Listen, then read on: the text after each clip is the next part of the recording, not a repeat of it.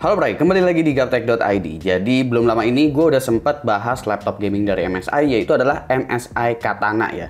Gue juga sempat bahas CPU dengan Intel Alder Lake alias Intel Core generasi 12 yang gue salah sebut namanya, padahal pakai Core i7 12700H. Gue malah sebut Core i9 12900H. Gue tuh salah sebut karena waktu gue syuting video itu, gue tuh memang lagi nulis skrip laptop yang satu ini, dimana laptop ini tuh emang beneran pakai Core i9 12900H. Jadi otak gue mungkin masih kepikiran di script itu kali ya. Dan kalau yang ini gue nggak salah sebut, laptop ini beneran pakai Core i9 12900H, yaitu adalah MSI Pulse GL6612UX. Ini tentu akan bikin kita bingung buat milih karena harga Katana ataupun Pulse itu mirip-mirip. Nah, sebenarnya apa sih perbedaan dari Core i9 12900H dan juga Core i7 12700H? Gue akan bahas di video kali ini, jadi tanpa perlu basa-basi lagi, langsung aja kita bahas laptop yang satu ini, mulai dari desainnya dulu seperti apa. Kalau dilihat-lihat, seri Pulse ini emang punya kesamaan secara desain dengan seri Katana ya. Yang membedakan di sini tuh adanya aksen garis-garis di area covernya. Secara build quality pun gue bisa bilang ini sama, seperti halnya tipe engsel klasik yang masih bertumpu di area samping. Jadi ngebikin kesan laptop ini jadi kelihatan lebih modern aja gitu, nggak sekedar hitam merah doang. Jadi bisa dibilang MSI di sini nambahin unsur detail dari Katana sih, maka jadilah si seri Pulse GL66 ini. Dimensi laptop ada di angka 35,9 x 25,9 x 2,39 cm dengan berat 2,3 kg. Lalu untuk keyboardnya, tadi gue udah bilang juga kalau keyboardnya sekarang udah di-upgrade jadi ada RGB-RGB-annya, nggak cuma LED merah aja.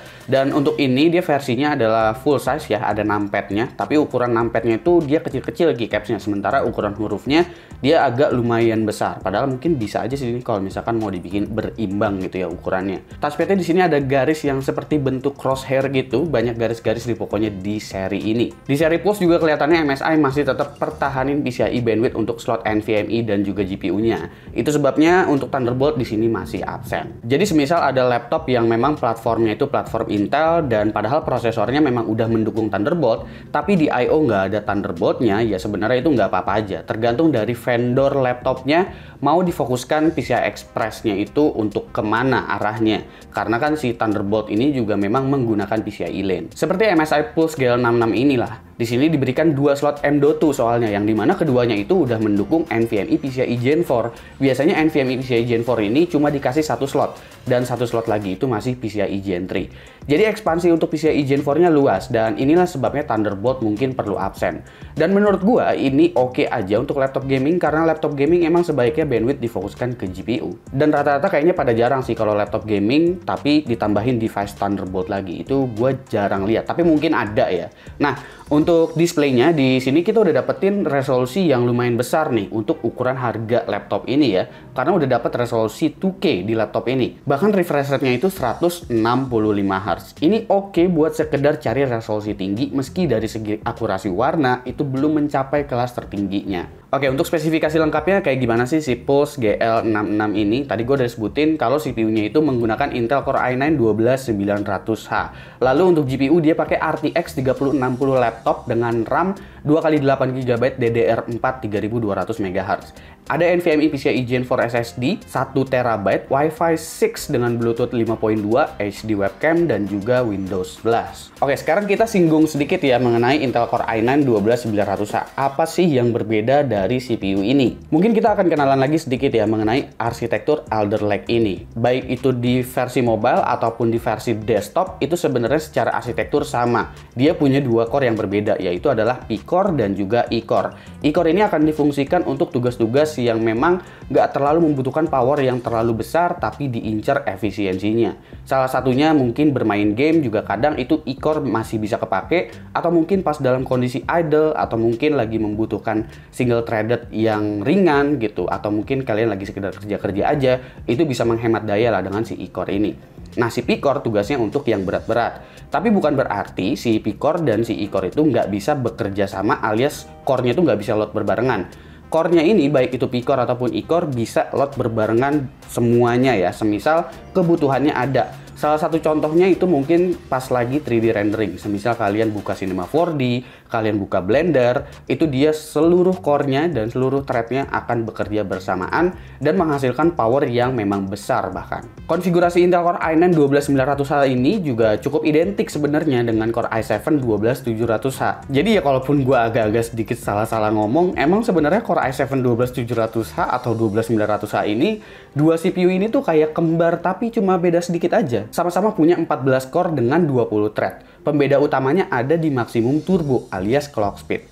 Untuk Core i9 12900H ini clocknya bisa mencapai 5 GHz untuk single core-nya. Lalu maksimum turbo powernya bisa sampai selevel desktop karena bisa boost ke 115 watt. Tapi jangan khawatir karena base TDP-nya ini masih di range 35-45 watt. Ini juga tergantung dari vendor laptop jadinya. Nggak semua vendor laptop itu bakalan kasih rating power yang benar-benar mentok sampai di atas 100 watt sehingga CPU-nya bisa dipukul rata. Itu Core i9 semuanya bakalan kencang maksimal banget gitu. Tergantung dari vendor laptopnya juga, dia ngasih coolingnya itu oke apa enggak, dia ngasih rating power dari motherboardnya itu oke apa enggak. Lalu soal dukungan memori, ada dukungan DDR4 dan juga DDR5. Umumnya sih kita masih banyak temuin untuk platform di Intel Core generasi 12 ini, itu masih banyak ditemuin laptop yang menggunakan RAM DDR4 ya, meskipun udah ada juga yang menggunakan RAM DDR5. Salah satunya ini dia masih menggunakan RAM DDR4. Sebenarnya yang bakalan kelihatan banget nanti antara Core i7 12700H dan juga Core i9 12900H itu adalah performa single core-nya. Kalau multi core-nya itu tergantung dari vendor laptop nyetingnya gimana, ngasih konfigurasinya.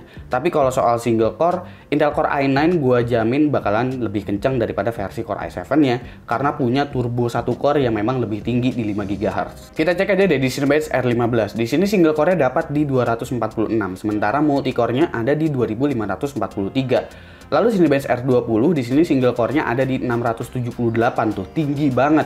Dan multi core-nya ada di 6042, dimana untuk Core i7 12700H sendiri untuk multi core tuh udah pasti bisa juga dapetin skor multi core yang sama ya. Jika dilihat dari Cinebench tersebut, pada Core i9 12900H pada CPU ini nggak diberikan power terlalu tinggi, yang mungkin dengan tujuan agar CPU-nya itu suhunya masih bisa ketahan, tapi tetap dapetin performa single core yang tetap ngejar turbo boost-nya. Dan ini tentu nggak akan bermasalah semisal kalian mau ngejalanin produktivitas kayak misalkan editing video di Adobe Premiere. Jelas ini nggak akan masalah. Perpaduan CPU dan GPU di sini termasuk high-end. Udah lebih dari cukup buat sekedar cutting sequence, grading, ataupun mainin transisi. Ekspor lagi ke 4K pun di sini beres dalam waktu 1 menit 10 detikan.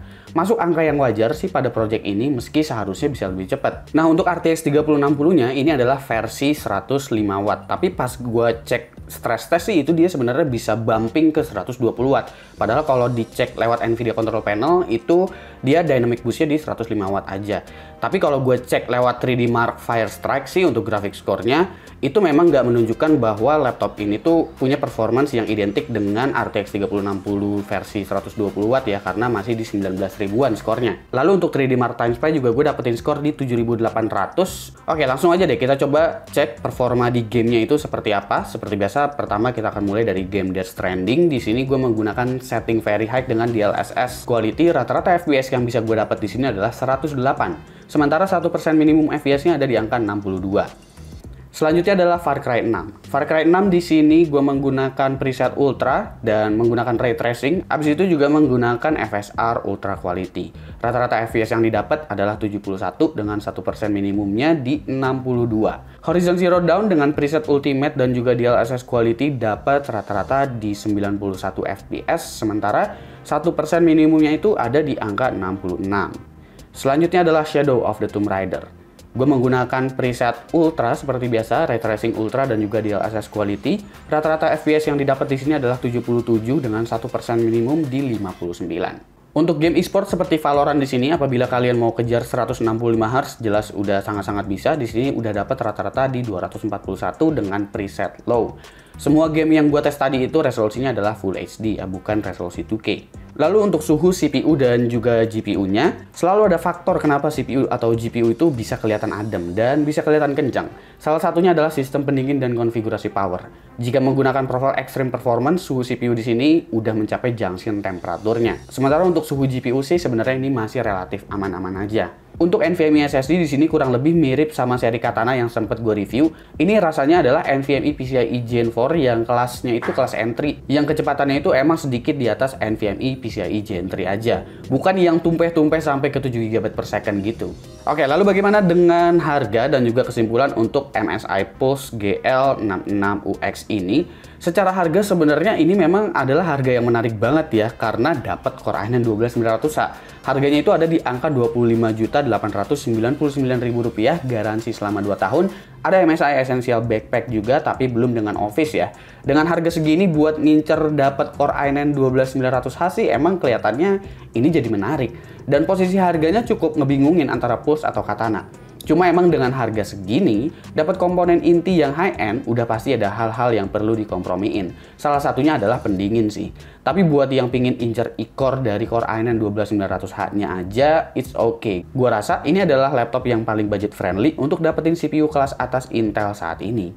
Oke, gue rasa segitu aja untuk pembahasan di video kali ini. Menurut kalian gimana nih si Pulse GL6612UX? Silahkan komen di bawah dan kasih pendapat kalian masing-masing ya. Jangan lupa like, share, dan subscribe jika video ini menarik buat kalian. Follow sosial media gue. Kalau lu kepo sama apa yang ada di balik layar Gaptek, beli juga merchandise Gaptek. Kalau kalian ingin support Gaptek dengan cara lain, ada beragam teaser di sana. Silahkan cek link di deskripsi kalau emang kalian mau beli. Gue Subki dan seperti biasa, sampai jumpa di lain kesempatan.